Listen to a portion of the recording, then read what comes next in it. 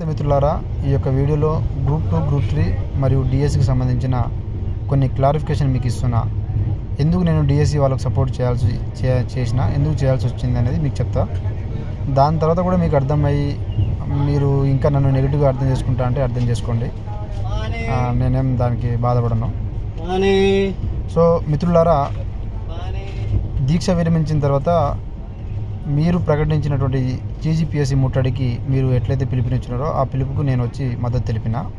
అలానే DSC postpone కావాలని చెప్పేసి వాళ్ళు ఏదైతే ముట్టడికి నన్ను మద్దతు అడిగినారో దానికి నేను మద్దతు ఇచ్చిన.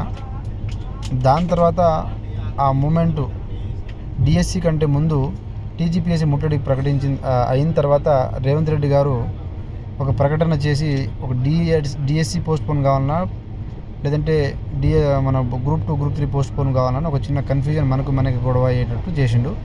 దానివల్ల 4 రోజులు గ్రూప్ 2, గ్రూప్ 3 వాళ్ళు మనకు సానుకూలమైనటువంటి స్పందన వస్తుందేమో అన్న ఆలోచన మీద కొన్ని రోజులు సైలెంట్గా ఉన్నారు.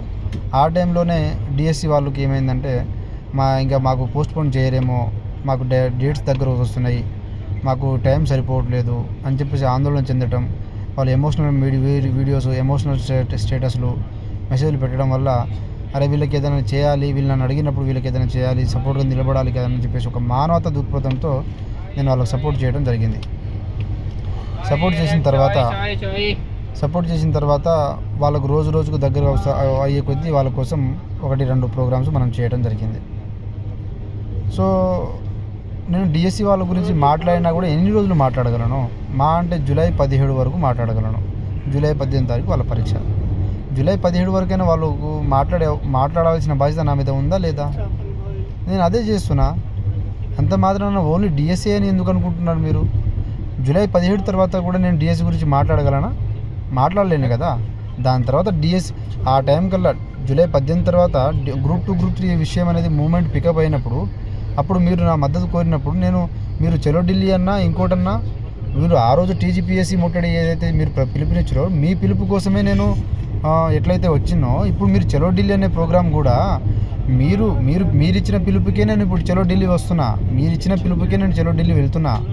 కాకపోతే మీతో పాటు వెళ్ళడానికి మీకంటే ముందు వెళ్ళడానికి తేడా ఏంటంటే, ఎందుకు రీజన్ ఉందంటే, నేను మీతో పాటు వచ్చేంత వరకు నన్ను పోలీసులు అక్కడ ఉండనిచ్చి అరెస్ట్ చేసి మనకు హౌస్ అరెస్ట్ చేసి లేదంటే ప్రివెంటివ్ అరెస్ట్ చేసే అవకాశాలు ఎక్కువ ఉన్నాయి. నైట్ నా కోసం పోలీసులు తిరుగుతూ ఉన్నారు. నా రూమ్ దగ్గర కూడా వచ్చేసినారు. సో మనం ఇక్కడ ఉండి అరెస్ట్ అవ్వడం వల్ల నేను రేపు చలో ఢిల్లీ అనే కార్యక్రమంలో నేను పాల్గొనలేను. కాబట్టి ముందుగానే నేను ముందుకు రావడం జరిగింది తప్పితే నేను వచ్చి ఒక్కడిని చేయడానికి కాదు. సో ఇక మీదట కూడా ఇక్కడ మనం అర్థం చేసుకోవాల్సిన విషయం ఏంటంటే, మీరు గ్రూప్ 2, గ్రూప్ 3 అభ్యర్థులు ఎట్లయితే టీజీపీఎస్సీకి ముట్టడికి మీరు ఎట్లయితే ఇన్వైట్ చేసినప్పుడు నేను వచ్చి ఎట్లయితే మద్దతు ఇచ్చినో చలో ఢిల్లీ అనే కార్యక్రమాన్ని కూడా నేను అట్లనే మద్దతు ఇవ్వడానికి మాత్రమే వచ్చిన పనిచేసి. సో కాబట్టి నేను ఆ మద్దతు ఇవ్వాలి, మీతో పాటు కలిసి పనిచేయాలన్న ఇంటెన్షన్తో ఇక్కడ నేను వచ్చిన తప్పితే నేనేదో సొంతంగా చేయడానికి అయితే రాలేదు. Point number 1. పాయింట్ నెంబర్ 2, ఇప్పుడు డిఎస్సి వాళ్ళకు ఈరోజు 13 తారీఖు, 14, 15, 16, 17 అంటే కరెక్ట్గా 4 రోజులు మాత్రమే టైం ఉంది. ఈ 4 రోజుల్లో వాళ్ళకు దొరికినటువంటి, నేను ఢిల్లీలో ఉండి వాళ్ళకు రేపు ఆదివారం, రేపు ఏముండదు, ఇంకా 3 రోజులు ఉంటుంది.